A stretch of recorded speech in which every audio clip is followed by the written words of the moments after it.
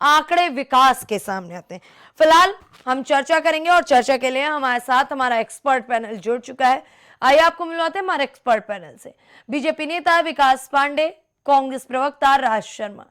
पहले तो आप सभी का इंडिया वॉच में बहुत बहुत स्वागत है। धन्यवाद। राज शर्मा जी,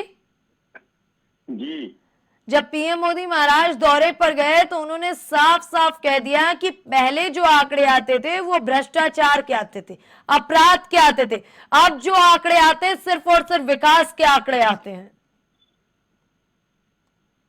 नया जी, मैं एक बात बता दूं कि प्रधानमंत्री जी ये भूल जाते हैं कि वो छाछ में नहीं बैठे, छन्नी में बैठे जिसमें बात कर छेद है, और वो कोई सर्टिफिकेट इश्यूइंग अथॉरिटी नहीं रह गए। अब देश जानने लगा। मैं इसमें दो राय नहीं कि जब सन 2014 में वो आए थे प्रधानमंत्री बनने के लिए, 13 में जब आए थे उन्हें संयोजक बनाया तो लोगों को लगा था कि ये व्यक्ति जो कहेंगे वो करेंगे।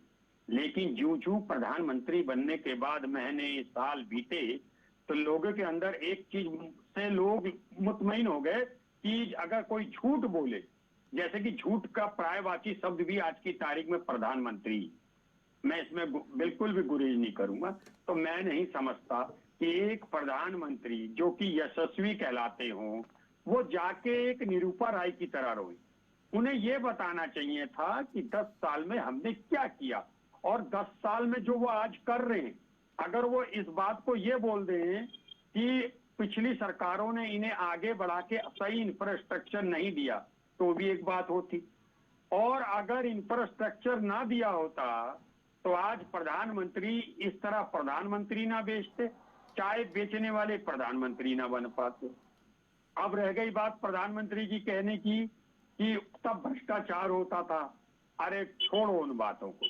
अभी आप सीट में हो, चोर भी आपका, सिपाही भी आपका, आईजी भी आपका, डीआईजी भी आपका, इसलिए अभी आप ईमानदार दिख रहे हो।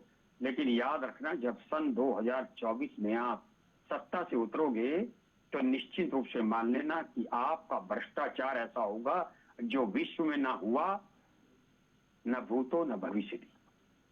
आपको अभी लग रहा है क्योंकि सब कुछ आपके अंडर है जी। एग्जामिनर भी आप हो, स्टूडेंट भी आप हो, मार्क्स भी आपको देना है, रिजल्ट कार्ड भी घोषित करना है, जैसा चाहो कर दो। अगर अभी तो आगे और पूछूंगा क्योंकि अभी बीजेपी के प्रवक्ता भी कहेंगे तो कुछ बातें मैं अपनी रख लेता हूं। अभी मुझे आज बहुत से सवाल पूछने हैं जी, और बहुत से सवाल पूछूंगा। बहुत विनम्र तरीके से चाहूंगा कि भारतीय जनता पार्टी के प्रवक्ता उन जवाबों को सही रूप से दे, क्योंकि जनता देख रही है आज। मैं जनता को पहला तो मैं एक बात कह दूं स्नेहा जी, प्रधानमंत्री जी को यह बताना चाहिए था वहां पे कि हम 22 जनवरी को प्राण प्रतिष्ठा तो कर रहे हैं, लेकिन अधूरे बने हुए मंदिर की। कैसे सनातन धर्म की आप सरकार बता रही, आप वहां पे प्राण प्रतिष्ठा कर देंगे और वहां पे काम लगा रहेगा, हर आदमी जाएगा, बिना नहाया जाएगा, पता नहीं कहां कहां से होके निकलेगा। तो मैं नहीं समझता कि क्या इन्हें अगर प्राण प्रतिष्ठा करनी थी तो पूर्ण रूप से जब मंदिर भव्य बन जाता, सारा मंदिर कंप्लीट हो जाता, तब ये प्राण प्रतिष्ठा करते। लेकिन इन्हें तो धर्म के नाम पे अपनी दुकान चलानी है, धर्म के नाम पे इन्हें सत्ता में बैठना है, तो ये कैसे करें? ये तो एन कैन प्रकरण करके वो उलझाए रहेंगे धर्म के नाम पे। लेकिन ये बात भूल गए स्नेहा जी कि कर्नाटका में प्रधानमंत्री जी ने स्वयं जय बजरंग बली, लेकिन हमारे हनुमान जी ने कहा कि भारतीय जनता पार्टी पाप की पुलिंदा है, इसलिए इनका साथ नहीं देना है। और संभवतः हनुमान जी ने ये मैसेज राम जी को भी कर दिया होगा, हमारे आराध्य पुरुषोत्तम राम जी को भी कर दिएगा। और इस बार राम जी ने भी सोच लिया है, ये कलयुगी षड्यंत्र कर्ताकारी लोग जो सरकार बना रहे मेरे नाम पे, और मेरे नाम पे जब 2 बार सरकार बन गई तो राम राज्य नहीं ला पाए। महिलाएं इनके यहाँ सुरक्षित नहीं, छात्र इनके यहाँ सुरक्षित नहीं, व्यवसाय इनके यहाँ सुरक्षित नहीं, और एक और बात, पुलिस स्वयं में इनके राज्य में सुरक्षित नहीं है। कौन है बताइए? पुलिस का भी इकबाल इन्होंने घटा दिया, ईडी का इकबाल इन्होंने घटा दिया, सीबीआई का इकबाल इन्होंने घटा दिया।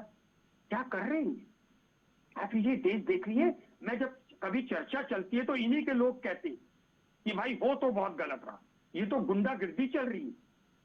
और मैं आप ही के चैनल में शायद कह चुका हूं कि जैसे भिंड मुरैना में बदमाश होते थे, उनका एक चरित्र था, उनका चरित्र था दुश्मन को, बदमाश को मारेंगे, लेकिन उस घर की महिला को, उस घर के छोटे बच्चे, दूध मुहे बच्चे को नहीं मारेंगे अगर वो सामने पड़ जाए। लेकिन इस सरकार ने ये सारी हदें पार कर दी। इन्होंने महिलाओं को नहीं छोड़ा, बच्चों को नहीं छोड़ा, पुरुषों को नहीं छोड़ा, किसी को नहीं छोड़ा। और देश बताऊं बहुत बुरी दुर्गति से बीत रहा है। आज बच्चे के पास, उत्तर प्रदेश में देखो तो बच्चों के पास इनके बेसिक शिक्षा में बैठने की वो नहीं है। मैं एक जिला बरेली की बात करूं तो वहां लोहिया अस्पताल है, 10 से 15 मेडिसिन वाले डॉक्टर चाहिए, 2 डॉक्टर। मैनपुरी की बात करूंगा 69 डॉक्टर्स होने चाहिए, 25 है।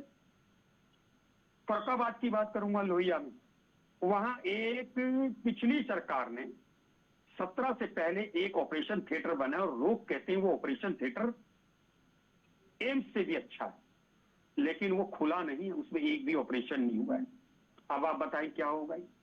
वहां पे आप बड़ी बड़ी बातें कह रही, और एक कितनी बड़ी विडंबना होगी जो अपने आप को ईमानदार बताता हो और 24 घंटे जिसको पहले कहा ये 75,000 1 लाख करोड़ का भ्रष्टाचारी है, आज उसी के गुण गा रहे थे।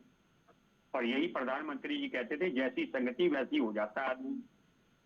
तो इस बात का जवाब तो अब प्रधानमंत्री जी वैसे हैं नहीं है, मुझे नहीं पता, क्योंकि मेरे तो 58 इंच के हैं और यशस्वी है मेरे लिए, और मैं तो संस्कार वाला व्यक्ति हूँ। प्रधानमंत्री जी को डायरेक्ट कोई बात कहना भी पसंद नहीं करता, लेकिन मैं चाहूंगा बीजेपी के प्रवक्ता जरूर बताएंगे। ठीक है, जवाब लेते हैं विकास जी से। एक सेकंड बस, क्या प्रधानमंत्री जी को थोड़ी सी शर्म आई होगी अजीत दादा के बगल में बैठने में, या सारा चीज डिटर्जेंट से नहा ली, कुछ तो आई होगी शायद। मुझे लगता है कि ये जवाब सही से दे देंगे। विकास